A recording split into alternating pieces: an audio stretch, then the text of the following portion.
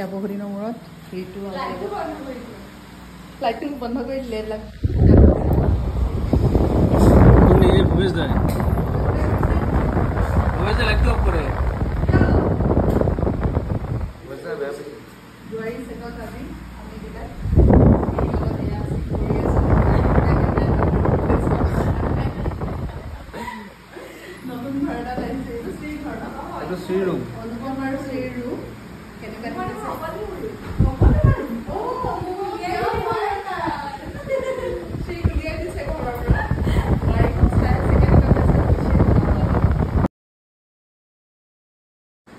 আজি দিনটো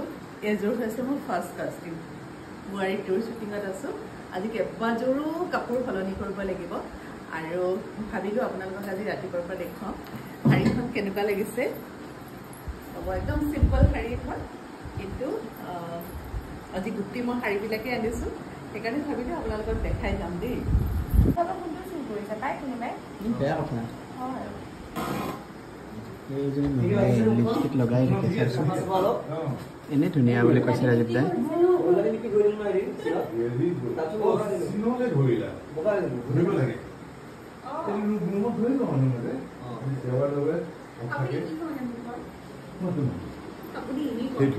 কি হয় কওক আপোনাৰ ৰাজ কওক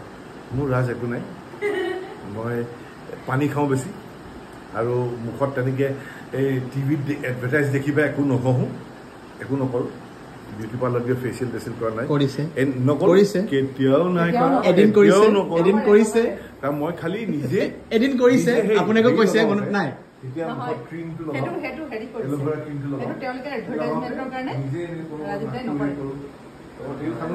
তেনেকৈ মাছাজ কৰা মনত থাকিব দেখি পাৰি এইয়া 2 নম্বৰ এইটো আমাৰ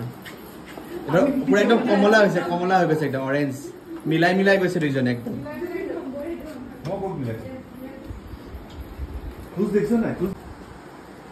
এখন থাৰ্ড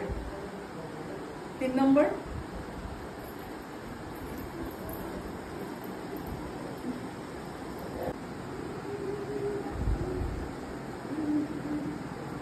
ভাল লাগিছে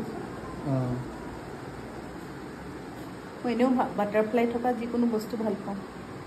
বাটাৰফ্লাই নহয় নেকি এইটো ফ্লাৱাৰ ডিজাইন কিন্তু অকণমান বাকীকেইটা আছে চোৱা ইমান মৰম লাগিছে মই নিজে পিন্ধি নিজে ভাল পাইছোঁ ধুনীয়া মোৰ 4 নম্বৰ এখন মোৰ 4 নম্বৰ শাড়ী কটনৰ শাড়ীবিলাক পিন্ধিবলৈ বহুত আৰাম